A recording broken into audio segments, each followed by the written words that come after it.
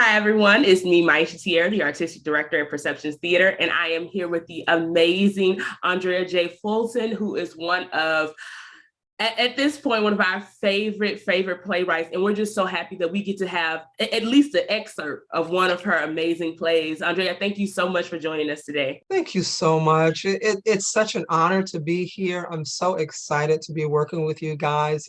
It really, I'm just so proud of you and just love what you're doing. So to be a part of it, I'm just thrilled. And we appreciate that so much because we are a baby. Oh, first off, because we feel like you're honestly a very established playwright.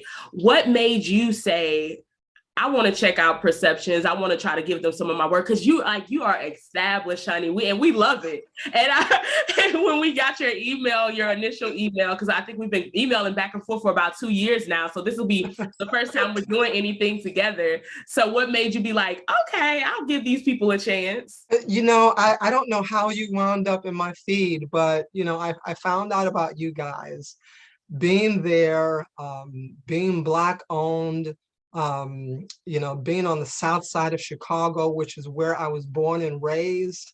I just felt like, hey, this is almost like a calling to go home, you know? So I was just crossing my fingers and just really hoping that you guys would find me worthy to work with. I knew it would be an incredible thing to be able to just kind of come full circle and present some of my work there in Chicago. I just thought that would be incredible. So I was hoping that you would be receptive, and ultimately, I guess you were. So thank you. And thank you so much for creating the work that you do create. One thing I'm always appreciative of is when Black playwrights write for Black people and they're not trying to necessarily write for a broader audience. A broader audience can enjoy what you wrote, but you wrote it for us. And I think you also have a unique journey because I remember we spoke before and you said that you didn't start out like, in college doing this or like high school being in the theater community. So tell us, how did your journey get you to being a playwright that has produced a lot of plays? Well, I've always liked to write, and so I've written things from the age of 8. I started writing poetry. I started writing songs. And I've written just about anything you can think of that there is to write. People I've been like a go-to person for when it comes to writing things. They're like, let's go to Andrea, she can do it for us. So I've just had a lot of fun writing things over the years, and people told me that I had a talent. So, but I never really thought much of it. Many years ago, I realized that there was a paucity of opportunities for people of color in the arts, and especially on stage. And I said, I've got to do something about this. Something has to be done about this. So maybe it should be me that really tries to make a difference. And I said, well, how am I going to make a difference? And I said, well, write something. So everything, it just kind of all came together in my mind, and I just wanted to make it a reality to really help people and make a difference. So that's what I was thinking. I love that because I know that even before we get into the excerpt of Was It Me, I love that you're a nonprofit, and I would love for you to speak about that because it's like you said, a later in life or of appreciation of theater. So I love that concept. So explain this to me. Explain this to me. How did this come about? Well, what occurred to me was that young people have a lot of support with all kinds of organizations out there. A lot of them are tailored to youth, which is wonderful. That's great. We need that. I myself, I was the executive director of an organization that really helped youth, and we helped them get them jobs and get them job ready and all that kind of stuff. So there's all kinds of programs out there for young people, which is wonderful. But it occurred to me that older people, they can be some of the most committed, some of the most excited, and also some of the most deserving, because often they put their own dreams on the back burner for other people, for marriages, spouses, careers, children, grandchildren, you name it. Their parents, they're always there for others. So I said, you know what? Let me encourage them to finally live their dream and support them. And as it turns out, they truly are, some of the most grateful, sometimes young people can be a little fickle, but sometimes older people, they really, they know what they want. And they've wanted it for so long. So it's like, hey, why not help make these people's dreams come true? So that's that. I thought I was filling a niche in that way.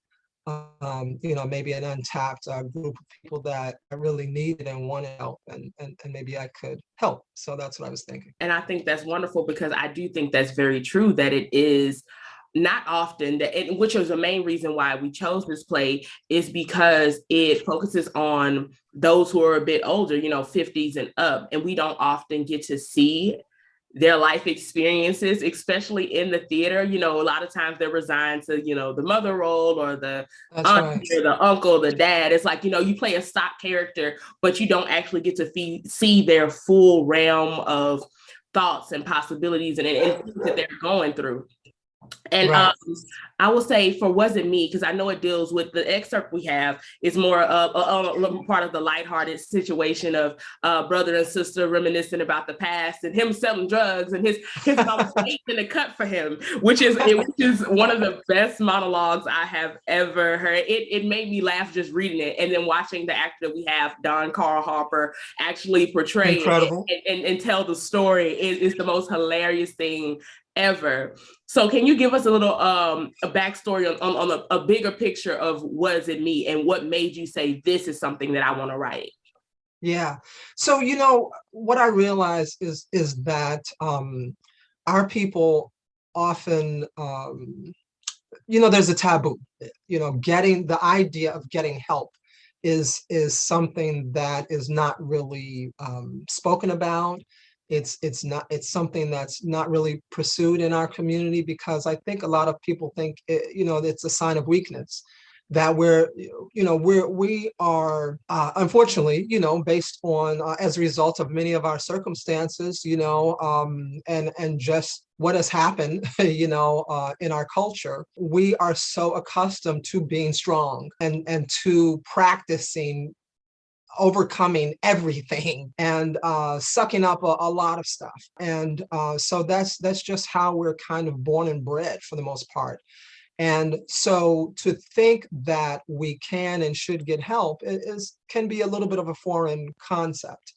And so I wanted to write something that sort of underscored not just the need, but also the power that is in getting help, getting support, and that there are all kinds of support to be had. We've often gotten support in the church, gotten support from family. So it talks about all kinds of support, the importance and the power of all kinds of support. And I wanted to do that to sort of normalize it and to make it be something that people could relate to, and where they could say, you know what, it is okay. It doesn't mean that I'm crazy because I want support. So that's what I was thinking with that. I cannot express enough how absolutely we oftentimes do not want to get help. And I think it's sometimes it could be a pride thing, but I know definitely African Americans, we have a big thing on, it's whatever happens in the house stays in the house. Oh yeah. And you don't tell anybody anything, even if it's traumatic, so them trying to navigate that, Margot and her brother, Gabe, it's a lot. But I start in the excerpt that we have, when we were discussing the mama laying in the cut monologue, how did you come up with the thought process to get that written out? Because it seemed so authentic. Honestly, when I watch movies that are based, in like the 70s and the 80s and stuff like that, like these are how these men speak. And this is exactly the kind of foolishness that they were doing.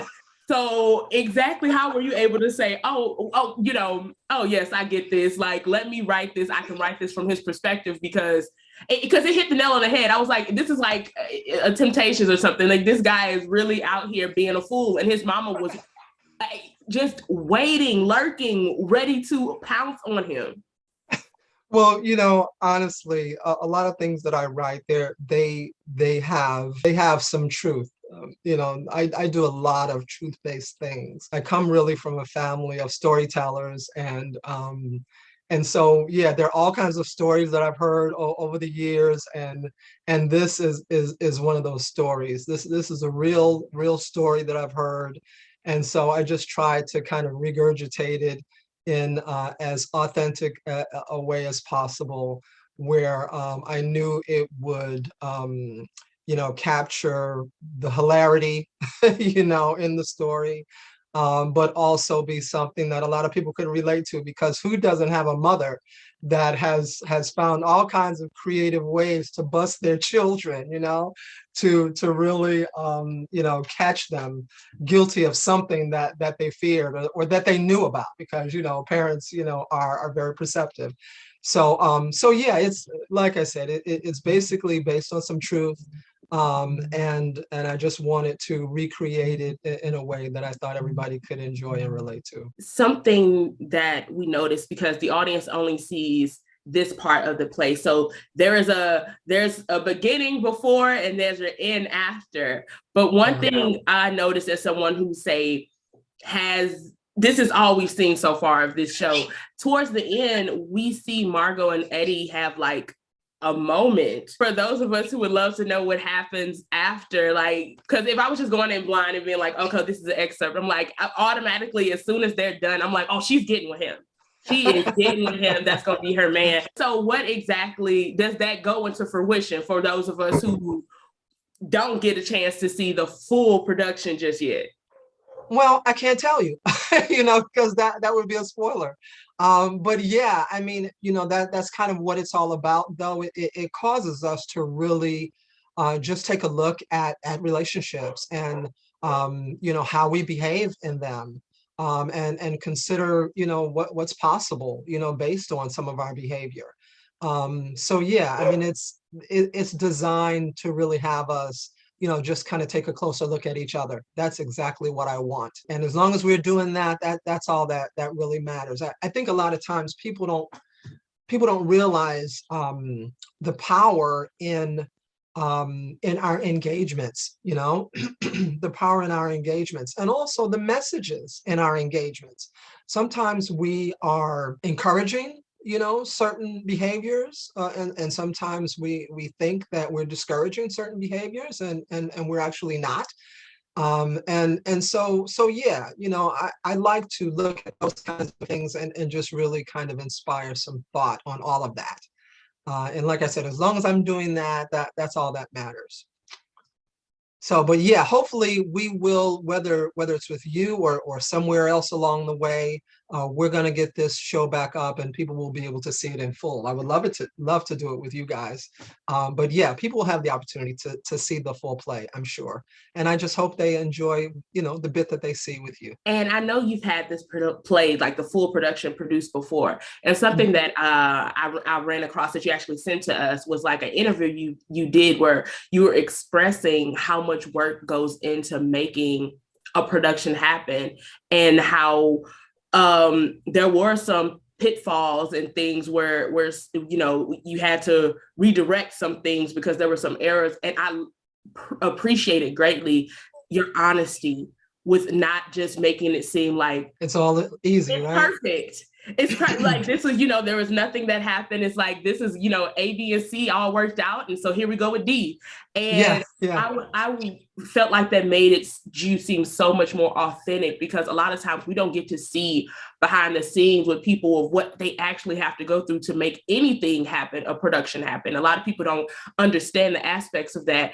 And actually, I would love to know from you. It gave me, honestly, I don't even think you even understand how much encouragement it gave to me to know that, like, it can be hard, but you can still make a product regardless and make it happen. So what made you feel like you wanted to be that authentic and actually speak about the setbacks that you had when you did do the production? Well, like you said, I mean, I knew that being honest and just really kind of giving people the big picture would cause people to have that much of a greater appreciation for the final product. Because, you're absolutely right. A lot of times I'm guilty of it too, where I really work hard to just kind of make the magic happen. I try to make everything that I do look easy because I want to be encouraging to others to let them know, hey, on some levels, these things are easy. As long as you put your mind to something, you can pretty much accomplish anything that you want to do. But on the other hand, people need to understand just how important it is to forge on and keep going no matter what happens, no matter what they encounter. So it was really important to me that there were a couple of points in time where others around me, they were quitting, they were throwing in the towel, they were saying, because this was during COVID, that was what the discussion was. It was how hard it was to get this mounted. While there were so many restrictions happening in the theater world and in the whole world. Um, and um, and it meant that there were greater expectations and greater demands and greater requirements for the all of the artists, for the entire cast and crew. And this was as a result of stipulations and restrictions that were being imposed on us from the government, from all angles. And so we had no choice but to observe all of these requirements. And for me, in my situation, what it meant was recasting from top to bottom 3 times. So I think a lot of people have no idea just how difficult that is, um, and how challenging it was. But again, I had a choice to either give up or just keep going and get it done. And I just knew that people would be people like you and a lot of others would be inspired if only I could make it work. And I did. I'm so glad that I did because it turned out so well. And people really, really enjoyed it, and they were grateful. And again, hopefully it did inspire a lot of people, and just really show them what's possible when you do just keep marching on despite adversity. Absolutely. And I'm sure if it touched me, it touched more than just me. Because even though COVID has been going on, what is our 3rd year now, but Right. COVID, it hasn't gone away, and the restrictions change every other week, it seems. That's One right. second we're fine, and 1 second it's like, wait a second, we're back at square one again.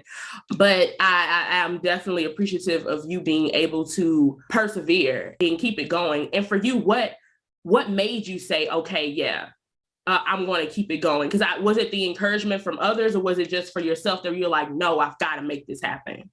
Honestly, it probably was the amount of people saying that it couldn't be done. I just had to prove them wrong. I just had to show people that it was possible, and that it was worth it. And it was. you know it was. I did it. So I'm thrilled. Not only that, remember my organization, part of what we do is we give people opportunities. So to think about not giving them the opportunities that we work so hard to give them, I just couldn't do it. We had people on our team, and especially for the people that were there in the end, the people that really met all of those stringent requirements. They were there for the job. They were there learning their lines. It made it hardest for them in the end because they had the least time because they were brought on last. So I just couldn't see disappointing people that were so committed. And yeah, and like I said, I had to make the naysayers wrong. you know.